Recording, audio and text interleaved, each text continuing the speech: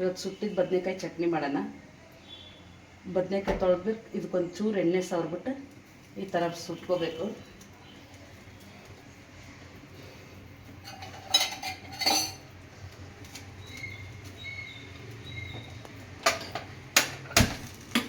ಈ ಥರ ಹೋಗಿ ಸ್ವಲ್ಪ ಮೀಡಿಯಮ್ ಆಗಿ ಇಟ್ಕೊಂಡು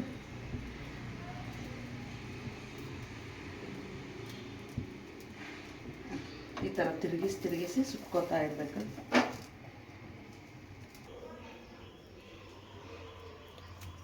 ಈ ಥರ ತಿರುಗಿಸಿ ಸುಡ್ತಾ ಇರಬೇಕಿದು.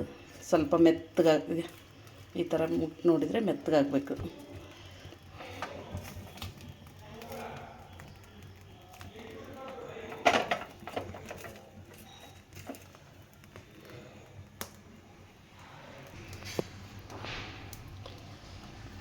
ಇವಾಗ ಇದು ಸುಟ್ಟಿದೆ, ಇದಾಗಿದೆ, ತೆಗಿಯೋಣ.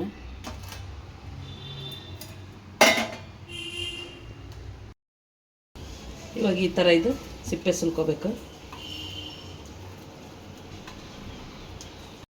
ಸಿಪ್ಪೆ ಸುಲಿದಿದ್ದೀನಿ.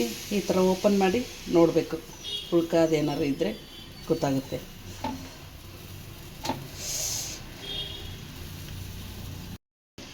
ಸಣ್ಣಕ್ಕೆ ಹೆಚ್ಚಿರೋದು ಸ್ವಲ್ಪ ಈರುಳ್ಳಿ,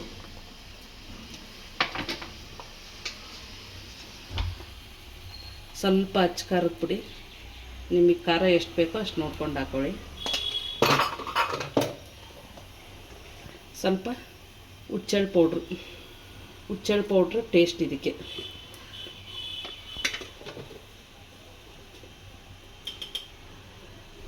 ರುಚಿಗೆ ತಕ್ಕಷ್ಟು ಉಪ್ಪು,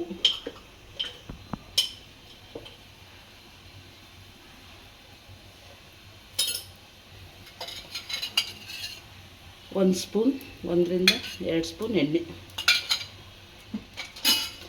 ಇಷ್ಟು ಹಾಕಿ ಚೆನ್ನಾಗಿ ಮಿಕ್ಸ್ ಮಾಡಬೇಕು.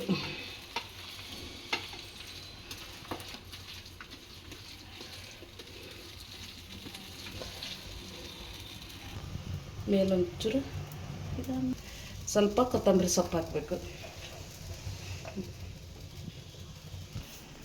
ಇವಾಗ ಸುಟ್ಟಿದ ಬದನೆಕಾಯಿ ಚಟ್ನಿ, ಬೇಳೆ ಪಲ್ಯ, ಜೋಳದ ರೊಟ್ಟಿ ರೆಡಿಯಾಗಿದೆ. ನನ್ನ ವಿಡಿಯೋ ಇಷ್ಟ ಆಗಿದ್ದರೆ ಸಬ್ಸ್ಕ್ರೈಬ್ ಮಾಡಿ, ಫಾಲೋ ಮಾಡಿ.